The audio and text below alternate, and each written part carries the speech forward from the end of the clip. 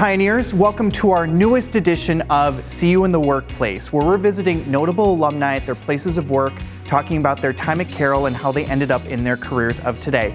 I'm Zachary Staszewski with the Alumni Engagement Office, and we're here in Milwaukee visiting Carl Meredith, class of 1991, talking about his time as Dean of Business and Management Academic Pathway here at Milwaukee Area Technical College, in addition to his role as Commandant at the Wisconsin Military Training Academy. My role as an academic pathway dean is to lead a team of advisors and support staff and faculty become student ready. We're the most diverse educational institution in Wisconsin, and so we have a really unique mission in that regard. Where does your energy go in this role? Yeah, coaching and mentoring faculty, hiring faculty, supporting students and addressing any student issues or student needs that they have. And then we work really closely with industry. So what's happening trend-wise in the industry and how should we be shaping and guiding our programs so that we're delivering the right kinds of classes that are preparing students for the workplace. What challenges are presented to you by such a diverse student body? You know, one of the biggest challenges we see with students, to be honest with you, is the non-academic challenges that they have. Okay. So we have an initiative called the Promise Initiative. It helps us focus on the most underprivileged zip code in Milwaukee, right, 5 through 206. I'm a product of 5 through 206. I grew up in that zip code. And many of our students come to us under similar and even more demanding conditions. I grew up, in Milwaukee's North Side. I grew up poor, grew up on welfare. My mom, single parent mom. We were briefly homeless. My mom used to prepare meals for us with an iron, like literally open cans of vegetables and heat them on the iron. I remember going to my mom saying, "Mom, I don't know if I can make it in college." And my mom told me, "You can do anything you put your mind to." My senior year, I had a football coach, Coach Schmidt, took me out to Carroll.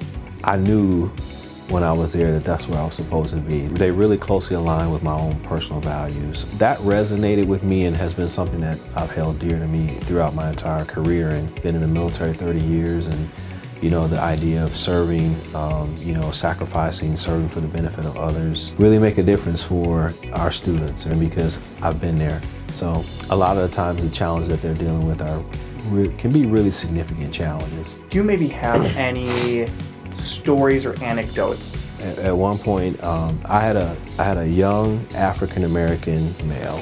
He had literally just got out of jail. He wasn't able to go to class. As a result of that, his teacher disenrolled him. He was extremely frustrated. He was angry. And in the moment that I was talking to him,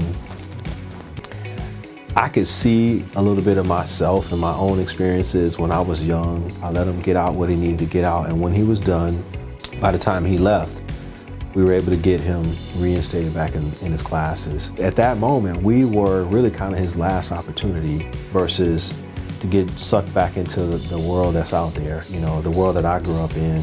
As Dean, you may not have the opportunity to be that person for every student that needs to have that conversation or needs someone to listen to them.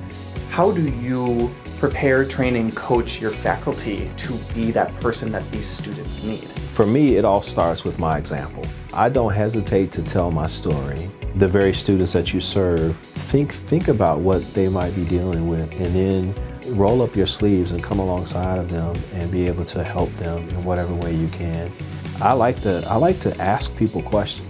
That really has kind of been my mindset in every venue I've been in. I just thought about my deployment to Afghanistan, and I made the decision to join the military my junior year. I knew when I got off that bus at basic training, and I had drill sergeants yelling at me, and I felt just an amazing calm. Oh, I would have been crying. Well, and everybody around me was just like, this is crazy, but I really felt like this is what I'm supposed to be doing. Can you maybe walk me through your military career? Yeah, I've been in the military 30 years now. So I enlisted and to become a PSYOP specialist. And then I ended up going off to basic training at Fort Dix, New Jersey. And I spent some time on active duty. And I had a company commander who said, hey, have you ever thought about being an officer? I went off to officer candidate school at the Wisconsin Military Academy, the very academy that I'm commanding now, which is our Regional Training Institute. It's part of the Wisconsin National Guard test. Would I make it through basic training? You would, man. You're fit. You'd be good. Thank you. You would. I think you'd ace it.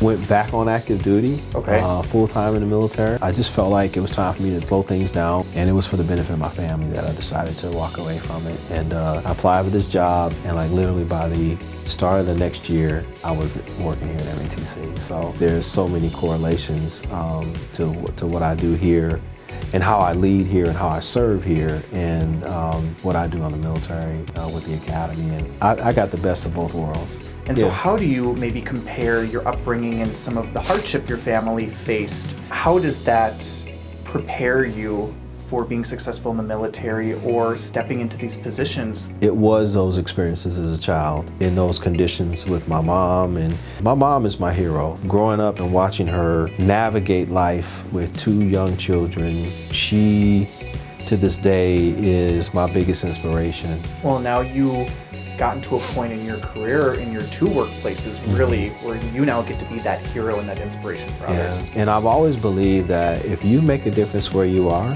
and you're grounded in yourself and know what your core values are and your strengths and talents are, that opportunities will present themselves.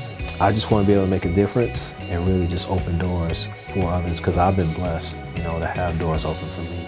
So I never forget the story. I took my Anatomy 2 class. Inner city kid, walking into a lab with dead bodies on the table, just wasn't me. So I changed my major to, this is a true story. Then yeah. Nope. Bye. It was not for me. I mean, I literally was like almost in a state of shock.